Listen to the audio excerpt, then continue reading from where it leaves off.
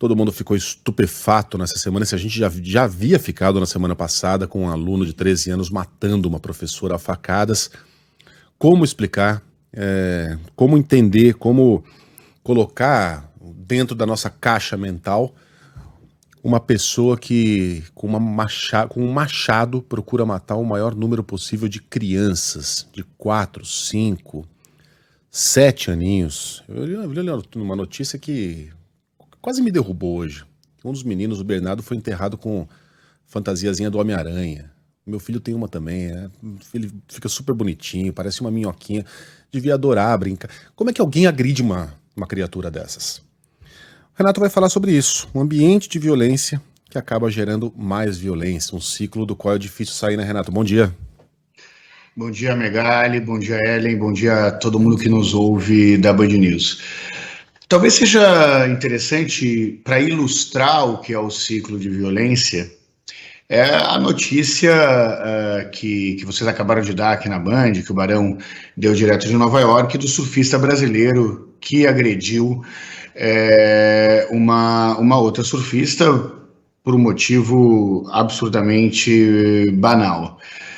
E o porquê que essa pessoa teve também exposta um outro caso de agressão que cometeu contra a sua ex-namorada. Nós estamos falando de ambientes que geram violência.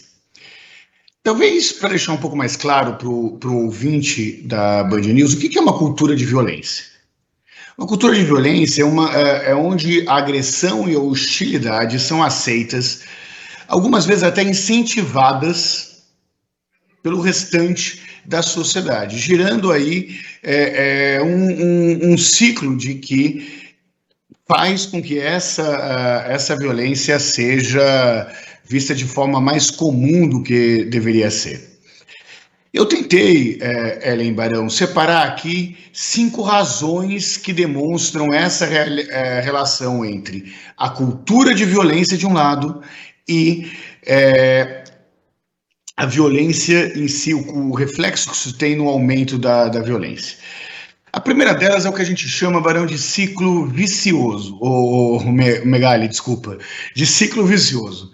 A violência tende a gerar mais violência, na medida em que as pessoas esperam que o outro que está sendo vítima da violência, ou os seus parentes, ou aqueles que se sentem agredidos de alguma forma por essa violência, reajam.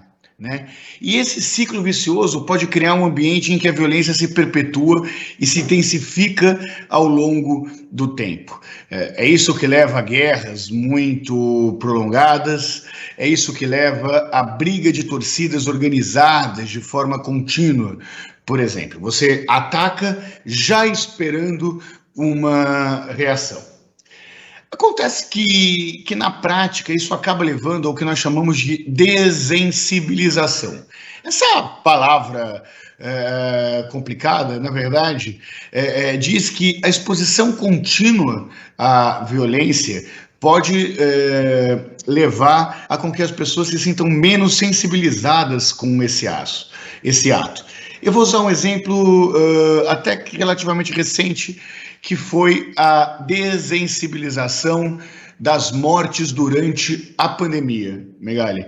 Vamos lembrar que nas primeiras vezes os números de mortes, chegamos a 100 mortes, chegamos a 1.000 mortes durante a pandemia, causou uma sensibilização maior até do que quando atingimos 100.000 mortes na pandemia.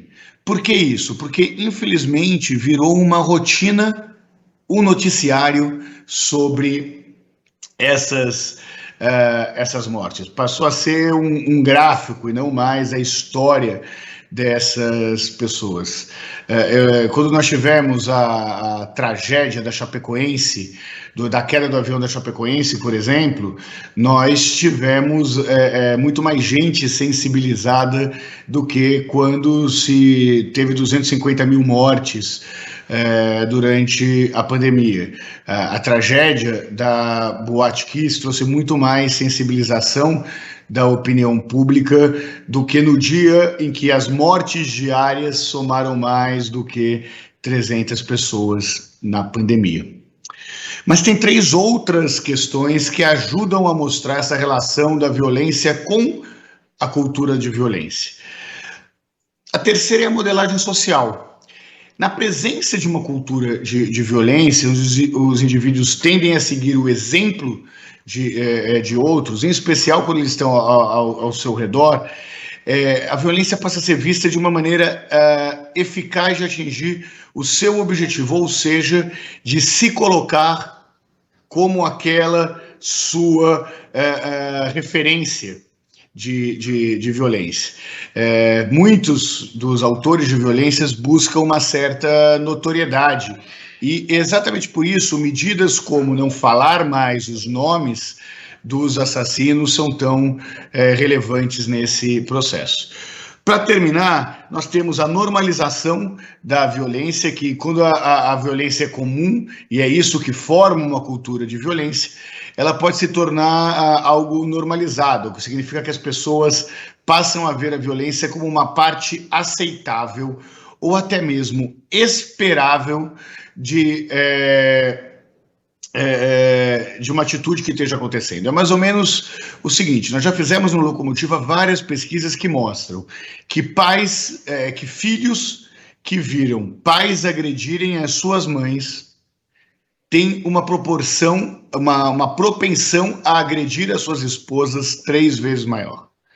Ou seja, se você cresce vendo cenas de violência doméstica dentro da sua casa, a sua tendência é reproduzir essas cenas de violência doméstica no seu novo lar. E, por fim, que falta estímulo para a resolução de conflitos de forma empática, né? Como se essa cultura de violência enfraquecesse a importância de habilidade de resolução de conflitos de forma não violência. Basicamente, por que eu saberei resolver um conflito de forma não violenta se o que pedem de mim é que a violência aconteça?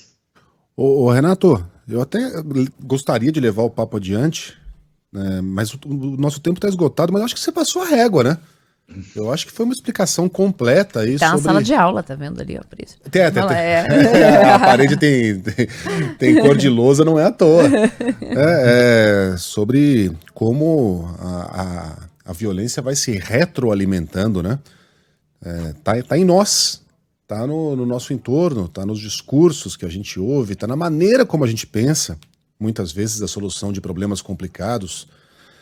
É um bom momento para a gente aproveitar essa Páscoa, né? Já é um feriado de reflexão, para refletir também sobre que mundo está se desenvolvendo aqui ao nosso redor, com a nossa participação também, com os nossos tijolinhos.